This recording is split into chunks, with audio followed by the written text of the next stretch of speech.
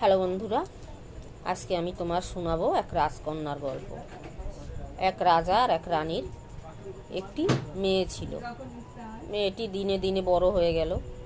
বড় হতে হতে রানী অসুস্থ হয়ে গেল। অসুস্থ হতে হতে একদিন রানী মারা গেল। মারা যাওয়ার পরে এখন রানী মারা যাওয়ার সময় বলে গেছে যে আমার মতো সুন্দরী কোনো কাউকে তুমি বিয়ে করে নিও। রানী বলে, অসম্ভব, তোমার মতো সুন্দরী নারী আমি পাবো না, আর বিয়েও করতে পারবো না। তখন রানী বলল যে মনের সুন্দর যদি হয় তাহলে সবই সুন্দর হয়। তারপরে দিনে দিনে মেয়েটা বড় হয়ে গেল, রানী তো মারা গেল। তারপরে অনেক বছর পরে সেনা সৈন্যরা সবাই বলছে যে দেখুন রাজামশাই, বাচ্চা কাচ্চা মায়ের স্নেহতেই বড় হয়, বাবা মায়ের মতন স্নেহ দিয়ে বড় করতে পারে না। বলে তাহলে আমার কী করণীয়? বলে আপনি একটা বিয়ে করেন। এখন সবাই মিলে মেয়ে খুঁজতে নামলো, কিন্তু বড় রানীর মতন কোনো মেয়ে খুঁজে পেল না। একদিন রাজার এক বন্ধু আসলেন। বন্ধু এসে বলল যে আপনার রাজার কাছ থেকে সবই ঘটনা শুনলো যে রানী মারা গেছে, একটা মেয়ে আছে।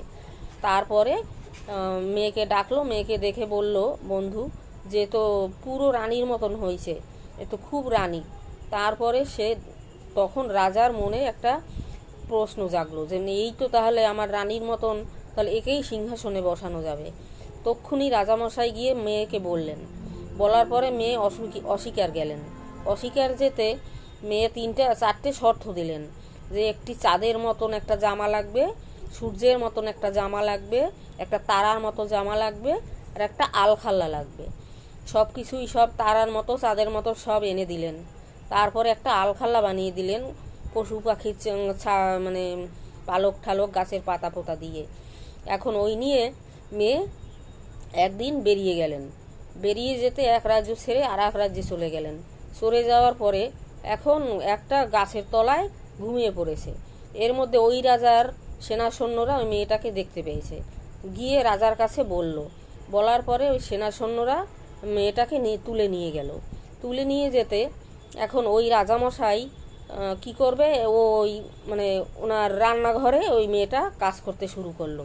অন্য একটা কাজের লোক ছিল তার সাথে। তারপরে এখন ওই কাজ করতে করতে ওইখানে পার্টি টাটি হতো গানের নাচের, সেখানে গিয়ে ও নাচ দেখতো। দেখতে দেখতে রাজামশাই চোখে পড়েছে।